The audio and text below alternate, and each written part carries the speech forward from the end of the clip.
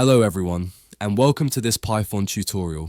In this video, we are going to learn Python Plotly data visualization using 10 practical examples, starting from the very basics and gradually moving to more advanced and interactive charts. By the end of this tutorial, you will understand how Plotly works, how to visualize different types of data, and you will be ready to build your own analytical and interactive web-style visualizations using Python. So, let's get started. Before we begin, we first need to install Plotly and pandas. We can do this using a single pip command. You only need to run this command once, and that will be enough for the entire tutorial. I have already installed these libraries on my system, so I'm not going to run the installation again. But make sure you have successfully completed the installation before moving on. Alright, now we're ready to start. Let's move on to our first example. In this first example, we are creating a very simple line chart. Here, we define two basic lists, one for the x-axis and one for the y-axis.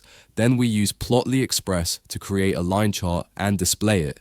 This is the most basic way to visualize numerical data using Plotly. Now, let's run the code and see what happens. After running it, we get a clean and interactive line chart. We can hover over the line, see the values, and zoom in or out.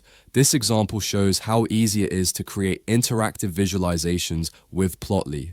Now, let's move on to the next example. In this example, we create a bar chart. Bar charts are very useful when working with categorical data such as countries, products, or names. We define a list of countries and a list of sales values and then visualize them using a bar chart. Let's run the code and see the result. As you can see, Plotly creates a nice interactive bar chart. We can hover over each bar to see the exact sales value. This is perfect for comparing values across categories. Now, let's continue with the next example. In this example, we are creating a scatter plot. Scatter plots are commonly used to show the relationship between two numerical variables. We define x and y values and visualize them as individual points on the chart. Let's run the code and check the output. After running it, we see multiple points displayed on the chart. Each point represents a data observation, and we can easily analyze patterns or trends. Great, let's move on. In this example, we build a line chart again, but this time with markers. Markers help highlight individual data points, which is very useful when working with time-based data like days or dates. Here we visualize temperature values across several days. Let's run the code and see what we get. Now we see a line chart where each data point is clearly marked. This makes it easier to understand individual values, not just the overall trend. Alright, let's continue to the next example. Now we are moving to a slightly more advanced example. In this example, we use pandas to create a data frame and visualize multiple lines on the same chart. This is very common in real-world data analysis, such as comparing multiple products or metrics over time. Let's run the code and observe the result. As you can see, we now have multiple lines displayed together. Each line represents a different product, and we can toggle them on and off interactively. This is a powerful way to compare data. Let's move on to the next example. In this example, we create a pie chart. Pie charts are useful for showing proportions and percentages. Here we visualize how different fruits are distributed. Let's run the code. After running it, we see a colorful interactive pie chart. We can hover over each slice to see its percentage and value. This is great for visualizing distributions. Now, let's continue. In this example, we create a histogram. Histograms are commonly used to understand the distribution of numerical data. Here, we generate random values and visualize how frequently they occur. Let's run the code and see the output. We now see bars representing data ranges and their frequencies. This helps us understand how the data is spread. Very useful for statistical analysis. Let's move on to the next example. Now we are creating a box plot.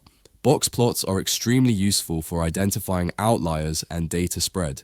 They show the median, quartiles, and extreme values. Let's run the code and see the result. After running it, we see a box plot that clearly highlights the distribution and any outliers.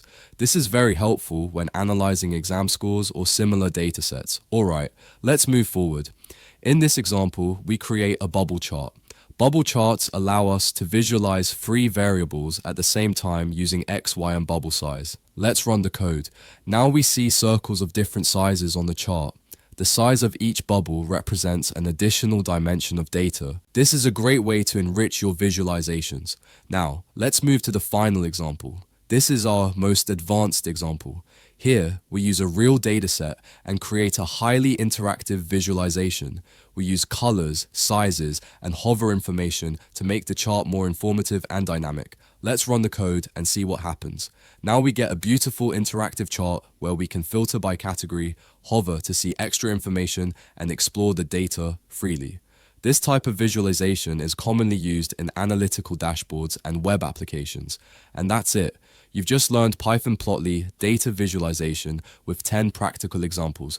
If you want to continue learning Python, make sure to check out the courses section on this channel. You can find many free courses about game development, web development, and GUI development. To support us, don't forget to subscribe to the channel and join the YouTube membership. Keep learning, keep coding, and I'll see you in the next video.